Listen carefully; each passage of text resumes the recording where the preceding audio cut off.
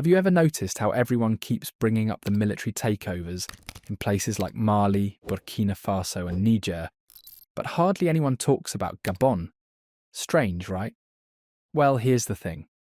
The situation in Gabon didn't exactly shake the system the way people hoped. It wasn't some big, bold move to change everything. Nope. It was more like passing the baton from one power-hungry hand to another. Same game, just a new face. What really threw people off, though, was how convincing the new guy looked at first. General Nguema showed up like he was here to clean house. People thought, finally, someone different, someone who gets it. But guess what? Turns out it was all smoke and mirrors. Recently, news broke that General Nguema is trading his military gear for a nice suit and stepping into politics permanently. Yep, the same guy who said he came to fix the system is now planning to run it. People in Gabon were caught off guard. One moment he's a soldier promising change, the next he's saying, actually, I think I'll stick around as president.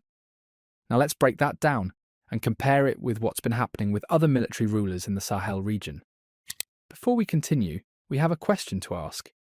Do you think the coup in Gabon was organised by France and the Bongo family in order to keep the Gabonese people calm when the Sahel region was buzzing with coups? Let us know what you think in the comments section below. So here's what just happened in Gabon, and it's got people talking.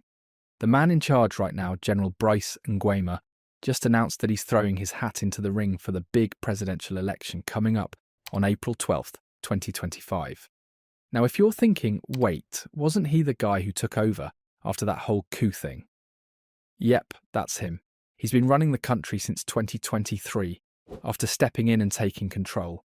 Normally in Gabon, folks who are put in charge temporarily, like him, aren't allowed to run in the next election. That's supposed to keep things fair. But here's the twist. In November, a brand new constitution came out of nowhere and made an exception. Just for him. Convenient, right? On Monday, in a big speech in Libreville, the capital, General Bryce turned 50 and gave himself a birthday present, a shot at the presidency. He said something like, I've thought long and hard about this, and since so many of you keep asking me to run, I've decided to go for it. He even talked about building a new Gabon, rising up like a phoenix.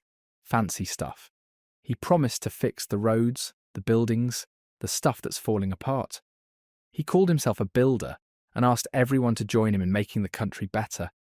And to show he's serious about this whole civilian life thing, he ditched the army uniform. Yep, he's now in regular clothes like any other politician. That update came through a Facebook page that posts official stuff for his team. It said he'll stay out of the uniform until after the election. If he wins, no more military outfit. But if he loses, well, he's heading straight back to the barracks. But here's where things get even more interesting. People in Gabon are whispering that he may have already left the military completely. That's a whole different conversation we'll circle back to. Lately, General Bryce has been everywhere, showing up at big events, making speeches, and even attending a church service where they released white doves in his honour. Yeah, doves. Even though he's got that tough military vibe, he's trying really hard to come across as a friendly leader who connects with everyday people. Especially the young crowd, because in Gabon, almost half the population is under 20. General Bryce Nguema, the guy currently running things in Gabon, just pulled a pretty smart move. He handed out free tickets to a concert by a local music star named L'Oiseau Rare L'Oiseau. Not exactly something you'd expect from a general-turned-politician, right? But it's election season, and Nguema is doing everything he can to win over the crowd. He's got some serious competition too. His biggest rival, a familiar face, former Prime Minister Alain-Claude Bilibai Nzi. Then there's Gnina Changjing-Zaneba, the only woman in the race, and Stéphane Germain Iloko Busengi, who used to be part of the old ruling party under Bongo. On the campaign trail, Nguema's been talking big. He says he's going to fix Gabon's electricity problems. Yep, the country's been dealing with blackouts for years. And he's also promised to do something about the massive national debt, which hit around $12 billion in 2023. That's a lot for a country loaded with natural riches like oil, wood and minerals. If Nguema wins, he won't just be president for a short time. He could lead the country for the next 7 years, and even run again after that. A new rule was put in place last November that lets presidents serve for 2 terms of 7 years each. Now, while all eyes are on Gabon, let's look at something interesting happening in Burkina Faso. You know how some leaders just cling to power with no explanation? That's not exactly what happened with President Traore. Before his time in office was extended by another 5 years, he actually called for a sit-down with all the big players in the country, political groups, civil society, everybody, to talk about whether he should stay or go. And even before that meeting happened, something wild took place. Thousands of Burkinabe people, inside the country and abroad, were already marching in the streets, holding signs, waving flags, and literally begging him not to step down. Think about that for a second. When was the last time you saw regular people asking a leader to stay in power? That's not something you see every day in Africa, or really anywhere, to be honest. In fact, in the past 20 years, it's pretty much unheard of. But the same kind of thing happened in Mali last year. A reporter from African Initiative said people were flooding the streets saying, "We don't want another president. We don't want elections." They argued that elections would only bring more trouble and that what the country really needed was a full reset, new rules, new direction, everything. And let's be real, since the death of Thomas Sankara, Burkina Faso has been stuck with a long line of corrupt, self-serving leaders who seemed more interested in pleasing foreign powers than helping their own people. But so many things changed when Traore came into power. Not long after that big rally, something even more surprising happened. Crowds in Burkina Faso came out again, this time during an important national meeting where the country's leaders were deciding what's next for Captain Ibrahim Traore. Inside the meeting room, officials and key figures were deep in discussion. But outside, hundreds of young people were already shouting what they wanted loud and clear. "We want Traore to stay, not just for a few years, we want 10. Yeah, 10. And they weren't playing around. One young spokesperson stepped up and said with full confidence, "We're not backing down. If they walk out of that room without agreeing to keep Traore in charge for at least 5 more years, we'll make sure they go back in and try again." It was kind of a joke, but at the same time, not really. These young people weren't just cheering from the sidelines. They were determined to be heard, and guess what? It worked. The announcement came through. Traore's transitional government would continue until 2029. Now that's what listening to the people actually looks like. But let's flip the script and head over to Gabon. When General Brice Nguema first stepped in and took control, the streets exploded with cheers. People were dancing, waving flags, and celebrating like their team just won a championship. They believed real change had finally arrived, just like what was happening in Burkina Faso. And honestly, who could blame them? Nguema had just ended the decades-long grip of the Bongo family.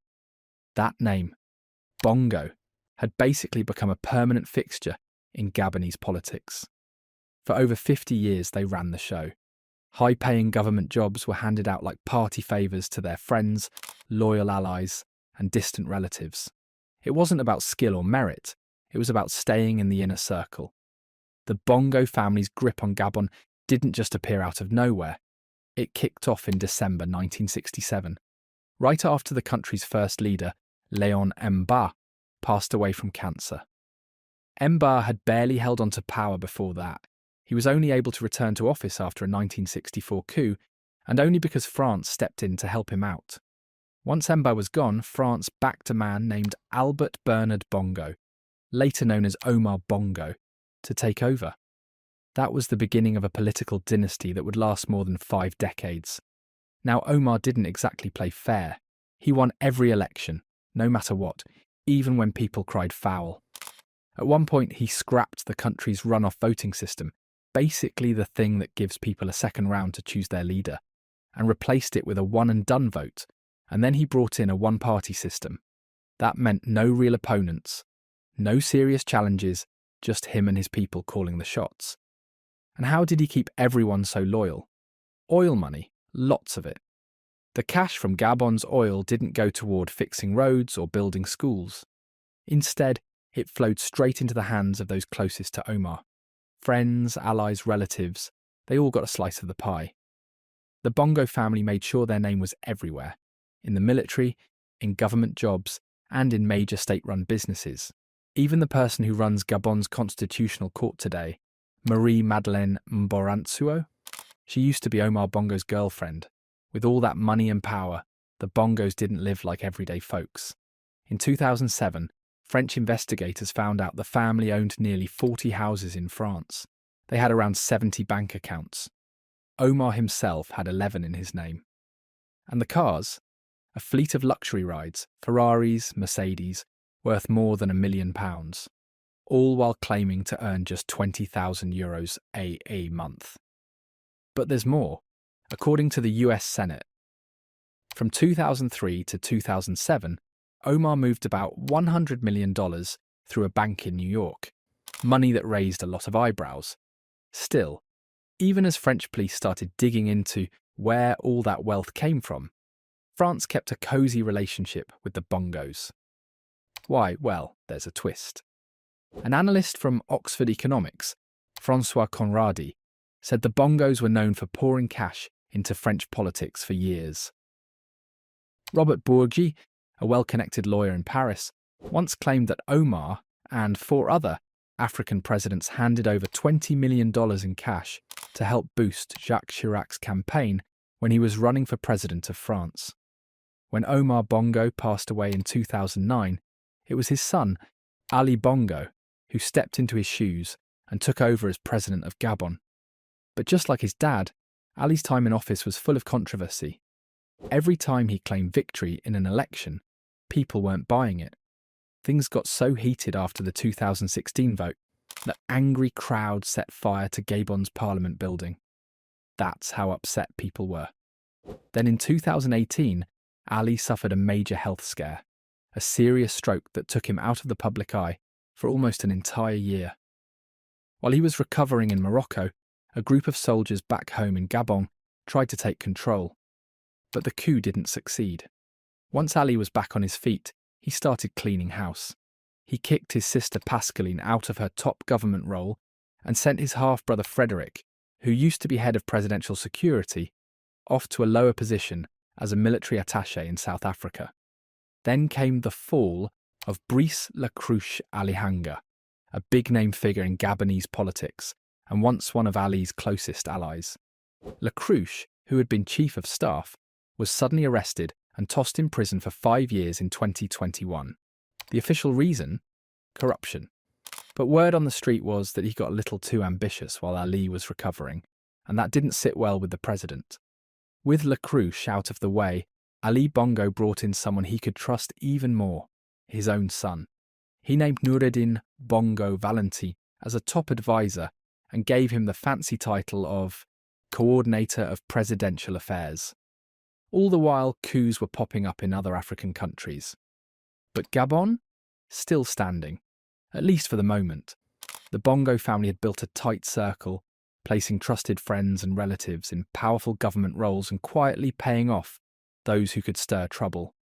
But while they were busy trying to guard the throne, they may have overlooked something, or rather someone.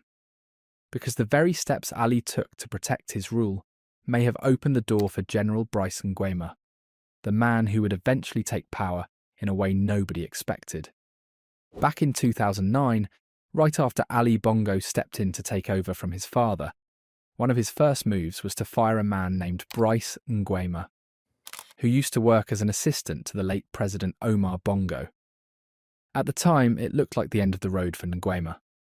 He was sent out of the spotlight, quietly working behind the scenes at Gabonese embassies in Morocco and Senegal. But then something big happened in 2019, a failed coup attempt. And just like that, Nguema was brought back and given one of the most powerful jobs in the country, head of the Republican Guard, the elite force that protects the president. Fast forward a few years, and here's the twist. The same man who once promised to stand by the president's side, loyal and proud, ended up leading the very team that removed him from power. So what happened? To understand that, we have to rewind a bit to 2018. That's when Alli Bongo had a massive stroke. He vanished from public life, and nobody really knew how bad things were. What followed wasn't just a health scare, it triggered a full-on political storm. While Bongo was recovering, his close relatives and allies kept things running behind closed doors. They were making decisions in his name, holding meetings, signing papers, and acting like everything was normal. But it wasn't, and people started noticing. Soon, two camps formed. One side had enough. These were the critics, people who believed Bongo couldn't lead anymore and needed to step down. They wanted a fresh start for the country and began organising behind the scenes. They're the ones who helped push Albert Ondo Ossa forward as a united opposition candidate for the 2023 elections. Then there was the other side, the loyalists. These were members of the ruling party, the PDG, which had been created by Bongo's father. They kept up appearances, pretending things were business as usual, while quietly making moves behind the scenes.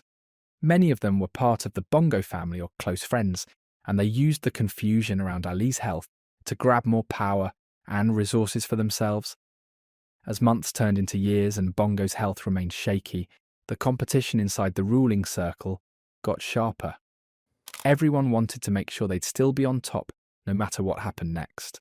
While all this political chaos was unfolding behind the scenes, another figure was quietly becoming more powerful. Sylvia Bongo Ondimba, the wife of President Alli Bongo. Whispers began to spread that she wasn't just taking care of her husband during his recovery, she was also grooming their son, Noureddin, to one day take over the presidency. The pressure kept building until everything finally exploded on August 30th, when Gabon woke up to the news that the military had taken over. According to political experts like François Conaradi, this wasn't your usual power grab. He believes the coup wasn't led by outsiders trying to tear down the system, but by insiders trying to save it. In his view, the broader elite circle in Gabon decided to push out the inner circle, Ali, Sylvia and Noureddin, before they dragged everyone down with them. Here's why that makes sense. Even before the election, most people didn't believe Alli Bongo would lose. His party had control over pretty much everything. The courts, the police, and even local town offices. That made it nearly impossible for the opposition to stand a real chance. And when election day finally came, things got even weirder. The internet was cut off, which meant nobody could share what was happening in real time. Some election observers were reportedly arrested. And right before the vote, a bunch of rule changes were quietly pushed through, most of them designed to benefit Bongo's party. When the results came out, the official numbers said Bongo won with 64% of the vote. His main opponent, Albert Ondo Ossa, only got 30%. People weren't buying it. Everyone expected massive protests. The streets were ready to roar. The country was on edge. And that's when the coup happened. But here's the twist. Some believe the coup wasn't a rebellion against the Bongo family, but a calculated move by part of the family to stay in power, just under a new name. See, the man who took over right after the coup, General Nguema, wasn't just any soldier. He was Alli Bongo's cousin, a member of the same powerful family. Some say the whole thing was a clever way to remove a sick and unpopular president, shut down public protests, and keep the family legacy alive, just wearing a different face. Albert Ondo Ossa, the opposition leader, even called it a palace revolution, a quiet swap of power within the same royal circle. Sure, Alli Bongo's illness shook things up, but that wasn't the only thing that lit the fuse for what happened in Gabon. Across the continent, soldiers had already started flipping the script. In Mali, Burkina Faso and Niger, military takeovers weren't just working, they were getting massive support from the people. Those events made Gabon's own army think, if they can do it, why not us? And that's exactly what happened. When the military finally stepped in, people in Libreville didn't protest. They danced, the streets lit up with celebration. For a moment, it felt like something new was beginning. But then came the arrests. One by one, close friends and allies of the former president were picked up, including his son, Noureddin Bongo Valentin. He was only 31, but already being groomed for leadership. Now he's facing serious charges, things like treason and corruption. On national TV, he and other Bongo insiders were shown standing next to piles of luggage, supposedly full of things they'd taken from government homes. That move made it seem like General Bryson Nguema was doing things differently, that he was cleaning house, that he wasn't part of the same old system. But behind the scenes, not everyone was convinced. A source told the BBC that this whole thing might just be for show, that the arrests were less about justice and more about making the people think real change was happening. And now that Nguema is officially running for president, that theory is starting to look pretty real. See, in Burkina Faso, people still rally behind their leader, Captain Ibrahim Traore. He's young, sharp, and from the start, his focus has been on fixing the country. He held a national meeting, got people's input, and earned their trust. That kind of leadership doesn't go unnoticed. But in Gabon, it's different. The only time people really cheered for Nguema was right after the coup. Since then, it's been mostly quiet. And now that he's made his presidential run official, folks are starting to ask serious questions. Even so, Nguema didn't let that stop him. He went ahead and made changes to the constitution so he could run legally. Then he stepped down from his military role, probably to look more like a civilian than a soldier in uniform. And that tells us something important. He's not just running for president, he's aiming to win. And he's likely to win too. Why? Because he has something powerful behind him. The same wealthy and well-connected Bongo clan that's ruled Gabon for decades. That's the big twist. The coup might have looked like the end of the Bongo era, but in reality, it may have just been a family reboot, with Nguema as the new face. If he stays in office for 2 full terms, we could be looking at another 14 years of Bongo-linked rule. Now, it's not a crime for a soldier to run in an election. That's happened plenty of times across Africa. In Burkina Faso, people even made space for Traore to run later on, if he chooses to.